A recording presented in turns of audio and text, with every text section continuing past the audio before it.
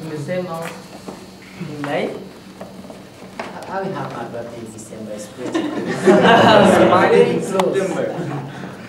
Me too. In fact, I was born in December, when?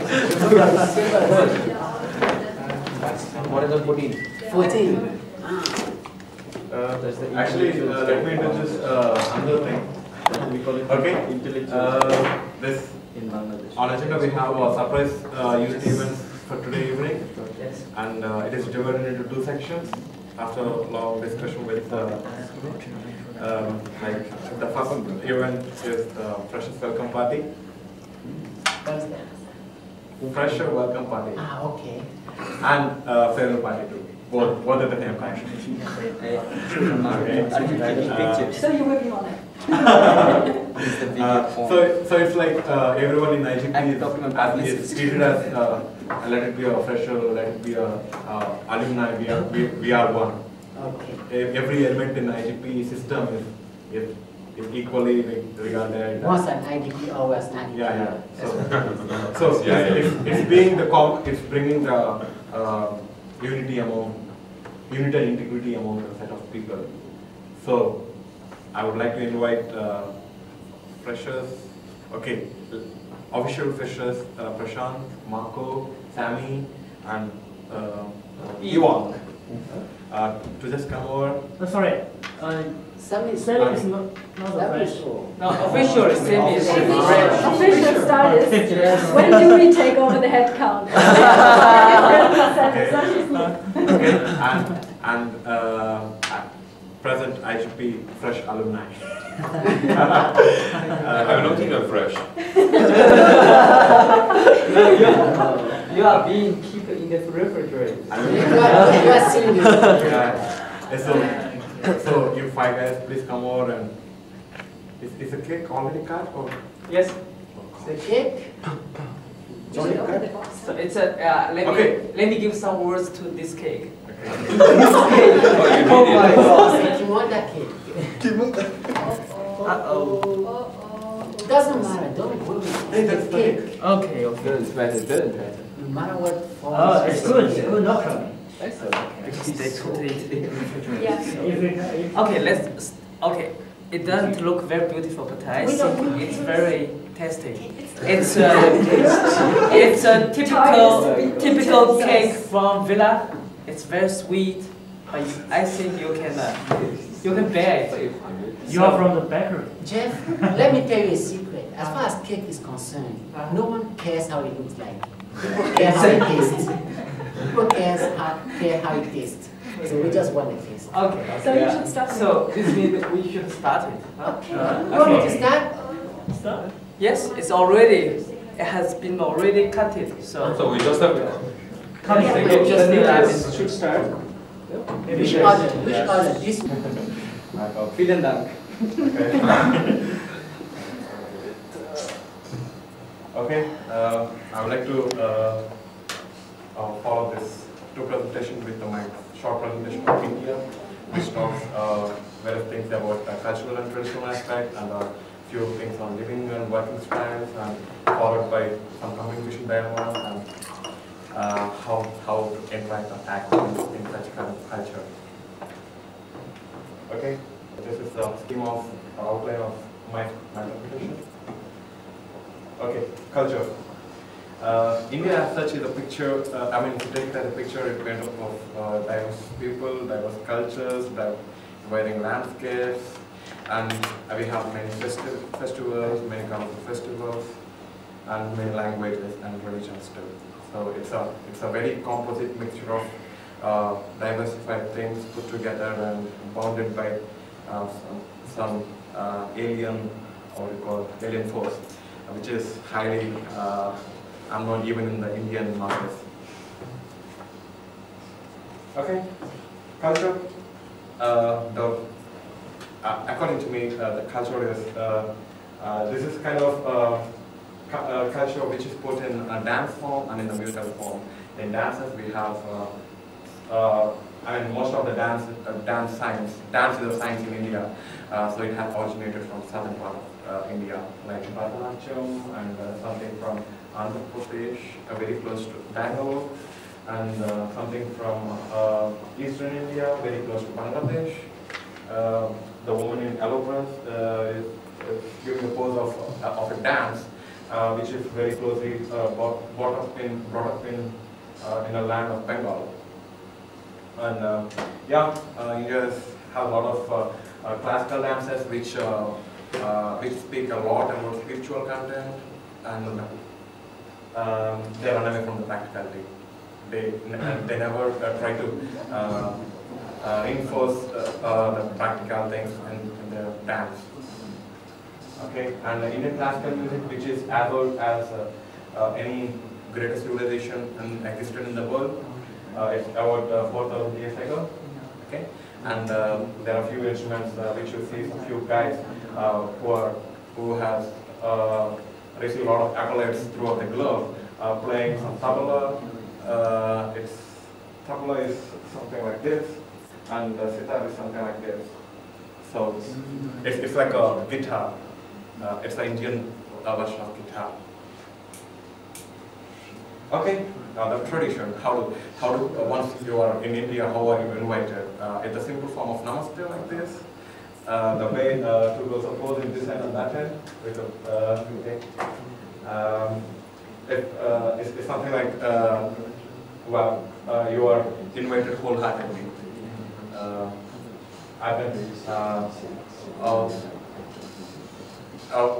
Indians try to include the element of soul in the way they invite you to namaste. So it's like wholeheartedness, wholeheartedness. And the kind of festival we try to associate with ourselves is Diwali as a festival of lights, where we celebrate a lot of it has a lot of historic things, but if we go into that details, it will be tomorrow morning. So I just have picturized in two forms. One is celebrations like Western style of celebrations, like firing crackers and throwing rockets into the air, or a simple way of traditional way of lighting up a lamp in a small small pot of oil. Okay. And this is the festival of colors. The one to the leftmost in the middle is a festival of colors where it's widely celebrated in North India. It gathers wide mass attraction. Everyone, irrespective of age bar, right from the 4 till 90, participate in this. And the one in Ganesh Chaturthi, it's like it's very much prominent in Mumbai. People in Mumbai celebrate this as a very prestigious function, a festival. So now, talking about Indian cuisine. Every part of India has its own kind of cuisine, but North Indian food is different from South Indian food, and the Eastern one is different from the rest of India. Okay, in North India we have something like very flat breads, which are very similar to a pizza without any flavor topping on it, and which is followed by a fruit salad, which is lightly warmed up with this oil. This one. That's a North Indian cuisine.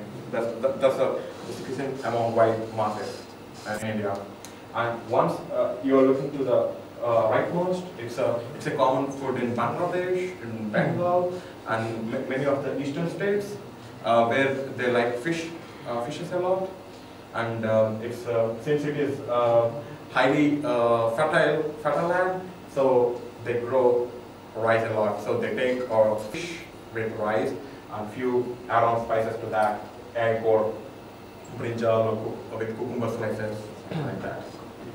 And coming to the deep south, South Indian food has a lot of varieties. It integrates all the things which you can see in the first two cuisines, North Indian or Eastern Indian cuisines. And in South India, add on to that, we have rice baked cakes. We have a pizza kind of thing which is made out of rice flour. Many things are made out of rice instead of wheat, weizenmehl.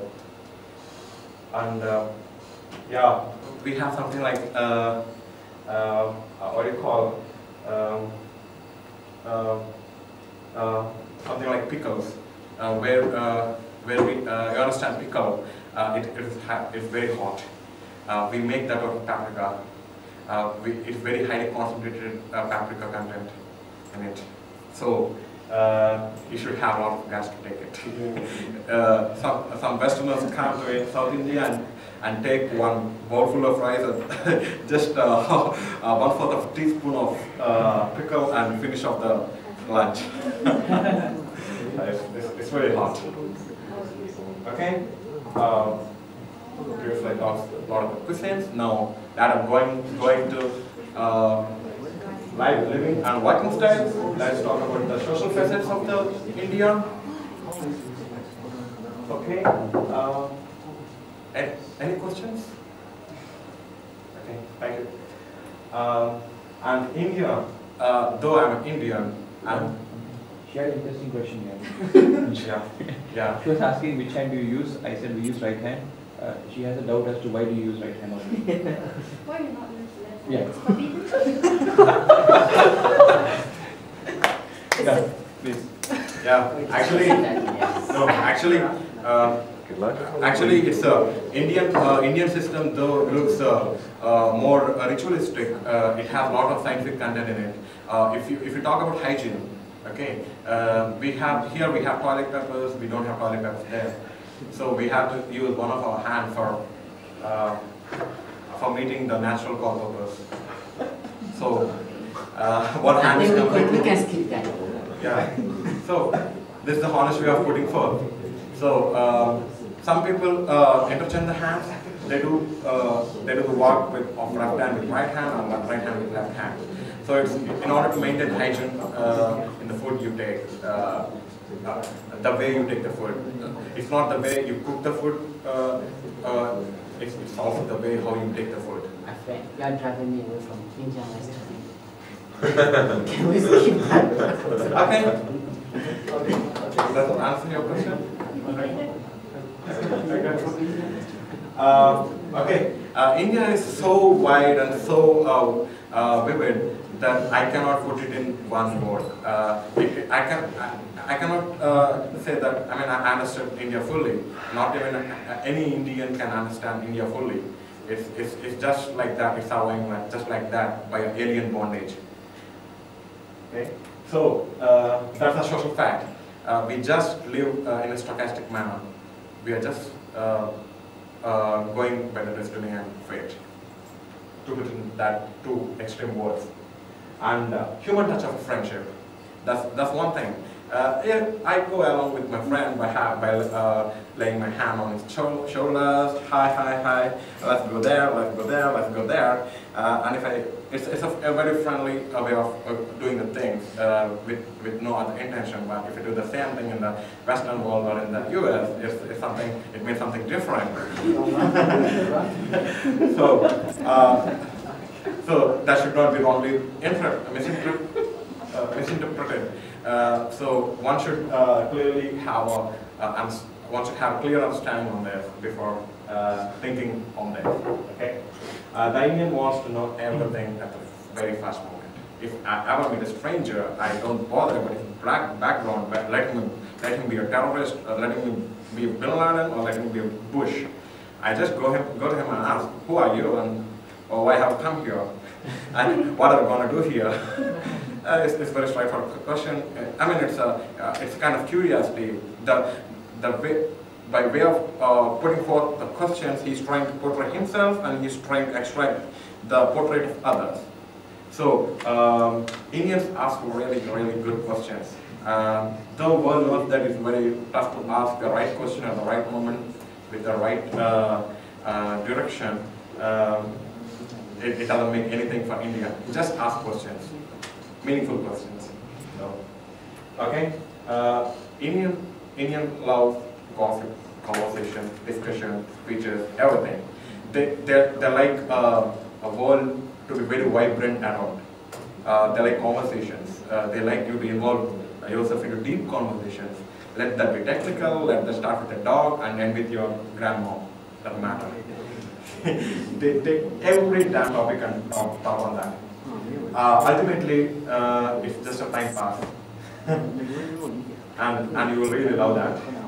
You'll really find many interesting things because he brings the innermost culture which is inherent in the way he is leading his life. It comes out without his intention, and on the other hand he tries to bring your kind of culture which you have been carrying so far by the way you have been brought up just instantly. It's a magical thing. Okay, then what will viewers? For any kind of bondage we need trust. Without trust we cannot build any relation. Let it be professional or let it be personal. We have to have the kind of trust in India.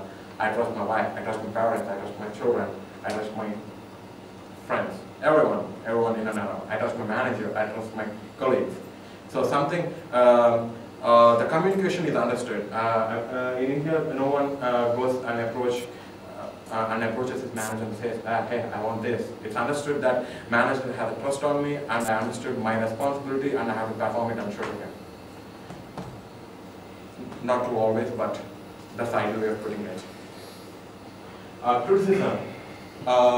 If you ever want to criticize a guy, you need to be very, very careful. It needs to be given proper thought and considerable amount of time you need to think on it, and then you need to give a constructive criticism. Which means he accepts negative criticism too, but he doesn't bother about that. He hardly cares for it. If I get a criticism, if I receive a sort of criticism which says I'm bad, I don't bother. Why should I listen to some other guy who says I'm wrong? If it's put in some other way, which is constructively put in front of him, he'll take it. No way he can pushes it out. One thing about the criticism is that in India it's all about who is saying it. It's not about what is being said. It's very, very important to remember who is saying it. I would say these people, identify them. Whatever they say, I don't mind. And then I say the other person, I make a circle out of it. Anybody says something, I know I get offended. So people, the first thing where trust comes, that leads to your criticism part. So they have trust on some people and they say that, okay, I trust this guy. So whatever he says, he's saying it for my benefit. And that's on that basis things go on. If I have a good rapport with my manager, then what criticism he gives me, I take it positively. If I don't have a good, rapport with him, then no matter what he says, I'm going to take it negatively. And this is a protocol which every Indian would follow. Sorry, this kind of selection of the people that can be trusted is not depending on the hierarchy inside a company, for instance. So you could trust one of your colleagues and you could not trust the manager. Yes, it's the other way around. You could trust your manager and not your colleague. It's also very much possible. Yeah. It's on the personal level. It is not on your work front, it's on the personal level. So what you have at your personal level is carried to your professional level. It's not, they don't differentiate too often. In life, that's how it works. It's not that way. Personal life and professional life is circle here. They just merge and they keep going round and round. You really can't figure out what's happening. Yeah, they're really diffused into it one another. And how do you get a trustful person? Well, that's it's just you just pick up. Okay, I just pick my job. I trust him. Now I can't say on what basis do I trust him. I don't have any basis. Yeah, it's just like that. I trust a guy. I trust a guy. Now on why do I do it? I don't expect that he should satisfy A, B, C. Then I trust him. I have no such criteria. Maybe in a month I trust a guy. Maybe it takes me for a year long enough to trust a colleague of mine. Maybe a single act by my manager could generate so much of trust that I don't care what he says to me. It's possible. So here it's all, like I'm saying, it's very personal. And they take their work a little too personally. So in office, especially because it's something like establishing a trust has no negative effect. If I trust you, if you betray me, okay, that might collapse the relation which we are having. But that's the worst case. But in the best case, I can build on it. So we are a little bit, I would say, pessimistic. Okay, aggressiveness. can be interpreted as a sign of disrespect. You can, and I can add a number of examples, but it is context dependent. For example, I'm very aggressive at my work. That means that someone feels guilty. Oh, he's really aggressive, and I'm not. So it kind of builds egoistic feeling in others. So people build on that relations also. So if I'm really aggressive and I'm really smart enough to complete the task on time and deliver it, and one guy is not really actively involved in the process, he is bound to get that egoistic feeling. So we should be really careful in that regard. It's a kind of disrespect from his own side. That's one context. This again I understand. In everything in India is about, we call it a right term, it as a rat race. So it's a rat race. Basically it's not about me going ahead, it's also about putting the other guy down. This is how, I'm not saying I do it, but this is how the general tendency is. So when a person gets aggressive, if I see a group of people with me and I see other guys aggressive, more than seeing that he's being himself, I think this way that he's trying to put me down. So now it's very important at the corporate level to understand that whether when I'm trying to be very aggressive, am I trying to be myself, or at the same time I should not give that image that I'm trying to put my colleagues down. And I have to take care of this on my daily work, I know it. If I'm sitting with my colleagues who are there, I have to put my point across. If I'm the only guy who's having points, say there could be a discussion wherein I'm the only guy who's contributing. It could be that I'm the only person who knows some ideas. But then I'm careful that at points, and I give it and say, probably we should hear from the other person. And then we give a chance to everyone, and then I again say, okay, now I have some points. Or I say, probably, I had a discussion with him last time, and he told this to me, and I'm building on it, and I say a point. To give a feeling that I don't offend anyone. So it's very tricky there about aggressiveness, because you being aggressive is not about you being yourself, it's about you pulling somebody else down. And this is taken very seriously by the managers too. I mean, managers see who's contributing. Now, this guy is speaking a lot, oh, he is the best guy for me. They don't see that in some other place, the other person can contribute in a different way altogether. The way managers rate you is very weird. It's not effectiveness, it's about efficiency. So in a meeting, if a person is blabbering, it doesn't matter what he's blabbering. Now, he's contributed a lot in the meeting. You're quiet in a meeting, you're observing. Now, there are some different, I could sit quiet in a meeting and observe the entire meeting and grasp a lot from it. But then, your manager will come and tell you that you're not participating in the meeting. Participation in a meeting is crucial. Saying something, not observing it. So, when a person doesn't speak, he's quiet, he's considered he's not participating in the meeting. So, these are things which come in your work on a daily basis. So, that's why you will find sometimes that you have a set of opinions, they will just contribute something randomly, they just speak something. You will find what the hell is he speaking. To prove that they are there. Yes, exactly. That's the whole point. To just make sure that he's there. He's used to it because that's how it happens in India. You don't say anything, within 24 hours you'll be called to a room and told, man, you're not speaking enough. He tries to make his presence felt. It happens. I mean, this is what happens in every company. My friends say it, I see it across almost every software company where you have Indian managers, because they come across the same situations for the past 8 years, now they are a manager. So to them, the whole bar of participating in the meeting is somebody should speak something. There is no concept of a guy sitting and observing and absorbing things. That doesn't exist. You don't speak, you don't open your mouth, you're not participating.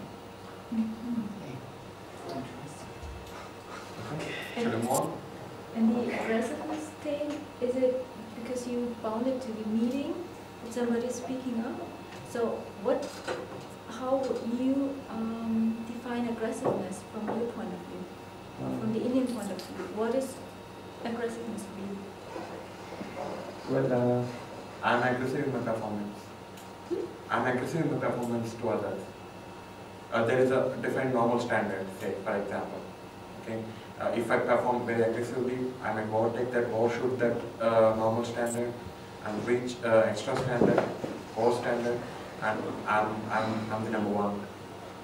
Which means you're talking louder than the others, more than the others? Talking louder is one of such aggressions. In terms of performance, I work hard. I sit day and night and work hard. That's one of the very good reasons why people stay for longer durations in office. Aggressiveness, it could be, I mean, I'm not quite sure exactly how to put it across, but because for me, aggressiveness is you shout at somebody, you might hit somebody, and you put your elbows out. That's aggressiveness. no. That's why I could not understand the concept. No. You don't have to go so far. I mean, you don't have to really go so far. You still can be aggressive. It's like you say a point to me. You say this is my point of view in a meeting, and if I say I don't think it will work, and you say that I don't think it will work, and you propose a different way. You try to be nice and you propose a different way. You are aggressive. You are not supposed to say in a group of meeting, in a group of people, you cannot discard somebody. You just can't discard someone. You discard them, believe me, they'll get back to you. They're going to get back to you, especially if it is someone a little higher on you on the chain. Sorry, in such a situation, that means that no chance to proceed in this direction. Let's assume You said I don't agree with you, and just exactly the same example. And if I try to propose something else, just to overcome this problem, this is from your point of view, the interpretation is an aggression. yes. So that means that I should say, so if you don't agree, stop, definitely. No chance to proceed. No, you don't agree. You forget about this idea. You propose an idea. Here it's not about. It's like a point A is made. You disagree with it, and you say I don't agree with you, so I am proposing point B. That's how it's done normally. Matlab you say I completely disagree with what you said, and I think this is how it should be done. No, you don't do that. He says point A, okay, fine, point A. Now I say my point B. Now naturally the point B contradicts point A, and it's taken off. You never say no, I don't think this is how it's done. Okay, it's like competition. So you make as a second idea. Yes, you propose as an idea. And then that's the But thing you about don't ranking. state Yes, the exactly. second idea is So- opposite to the first one. Yes, it could be. So you say that he says point A, you say Oh, good. point B. Now you are sure end of the day one of them only can be taken because both are in opposite direction. Yes. Both are not valid. But you're not being aggressive because you're not offending the other person. It's very simple.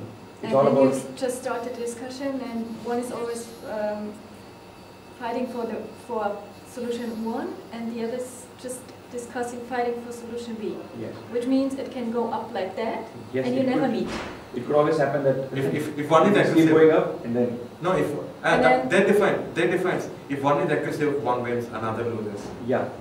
If one of them A and B, if B is very aggressive than A, then he can push forward his idea. He can easily suppress the idea A. Oh, and believe me, in proposing ideas, hierarchy plays a big role. Hierarchy. The hierarchy that you are at plays a big role. If I am with my team leader and I have a point A and his point is completely opposite to mine, the probability that the idea is picked of my team leader is very, very high. 90%. Better starting position Oh, then. yeah.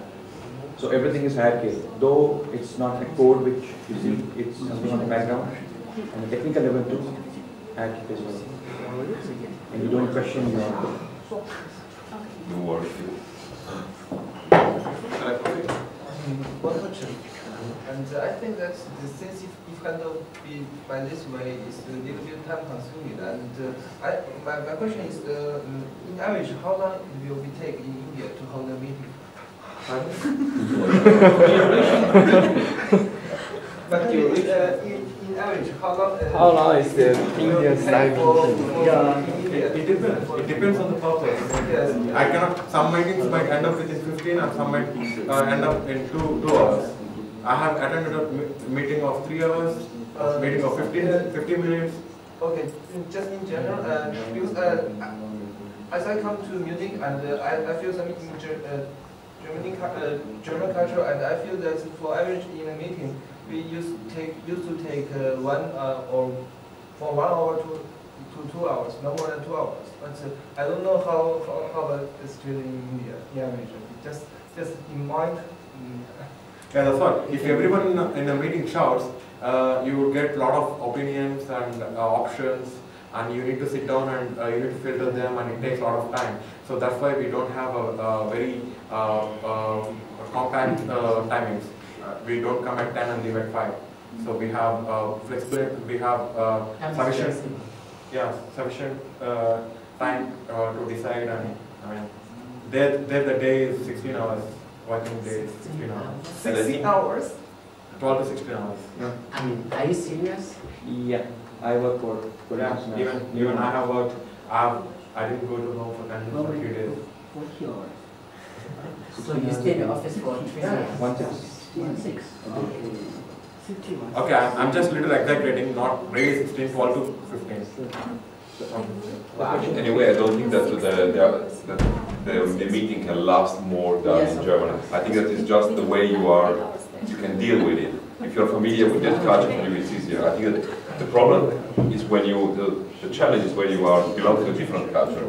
So the idea would be to get information about the participants of the meeting in order to know how to behave with them. I'm just interested. Here I have attended many meetings. Here they come up with an agenda. Okay, I want to talk this, and everyone will be prepared. And if one guy tells a decision, and if that is widely accepted, they say, yeah, you're true, you're right. Then if not, you're wrong. They clearly say you're right and you're wrong. But there you cannot say he is wrong, because there could be something lying behind that. We are not very sure. So both ways approach is right, but ultimately purpose is solved. We are living with that. Many projects are coherently working with Bangalore groups and many groups for their success. Your point about meetings, I tell you, if you really attend an Indian meeting and you attend a German meeting, you get shocked, because most of the time meetings which take place in India, if you have 1 hour, it cannot end in 1 hour. And the point is, you propose a problem, people don't understand the problem, everybody starts giving solutions, one after another. Solution D. And you might also find that the solutions are something which are irrelevant to the problem, because they don't understand the problem in the first place. It is going to happen. You take 10 people, you propose a problem, I bet within 15 seconds the solution will come. It will come. They are prepared for it. If you send an agenda, they are prepared for the point, they come prepared that, okay, now it's my turn to propose a solution. It's like my turn to propose a solution. You put a problem, there is no concept of problem definition. Why has the problem come? That whole background, nothing is done. Meeting, okay, we are here to solve this problem. I have an idea. It starts this way. And then you have the whole thing of you proposing against somebody else telling his ideas and stopping, blah, blah, blah, blah, blah. But nowadays, people who are migrating back from, relocating back from US, they are very well acquainted with the US way of working style, and they are bringing in, slowly inducing that into the Indian stream. So slowly this is fading down. So at least for the last few months, I've clearly observed that change. So we are slowly meeting the REPET standards. And just want to give you a fact. In October, we have attended the meetings at 3 o'clock in the night. Okay. Last 2 slides. I'll rush. I'll go to them very fastly. In India, head movement is something little different.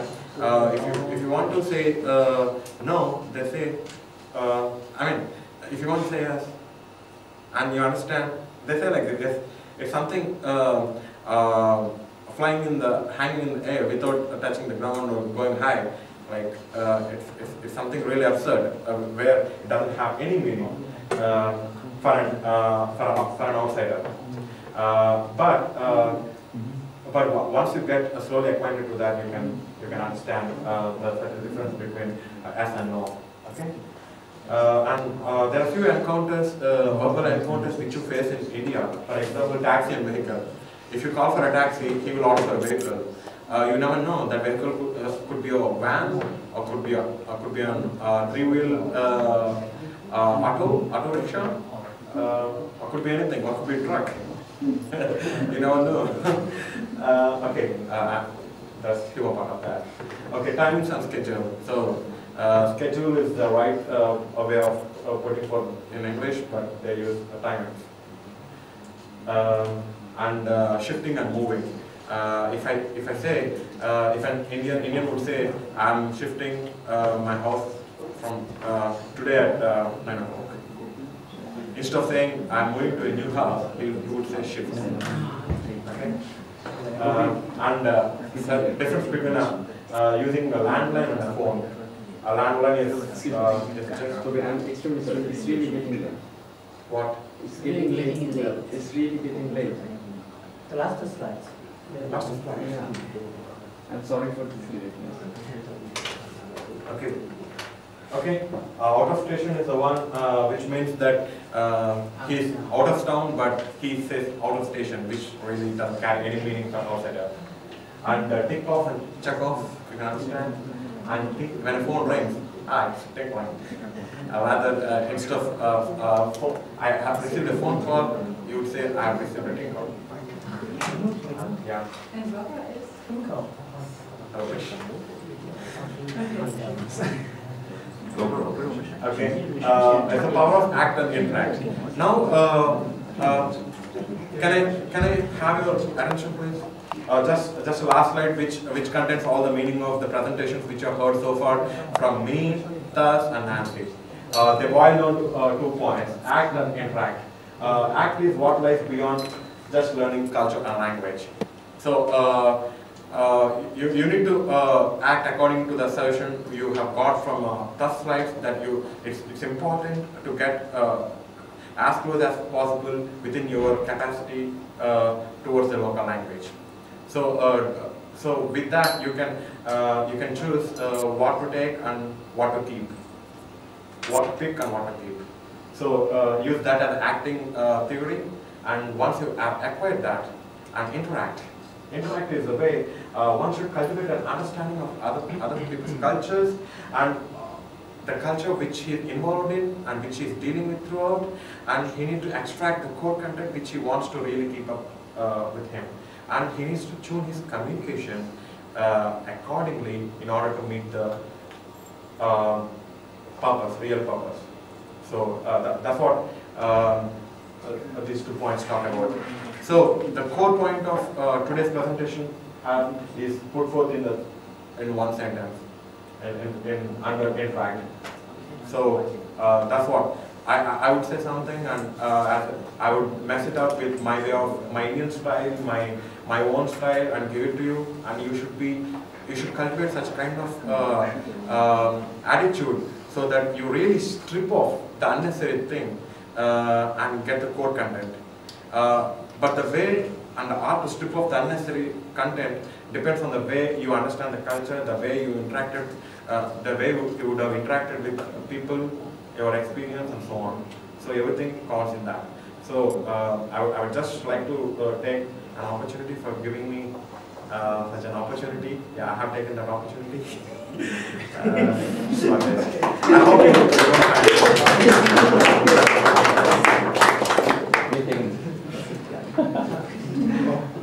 I hope you didn't mind.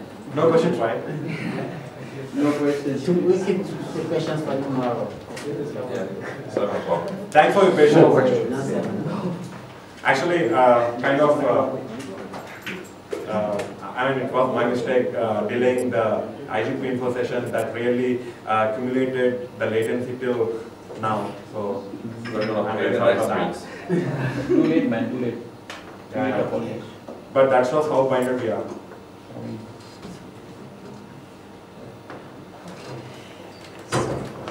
Okay, tomorrow we meet here at 8:30. 8:30.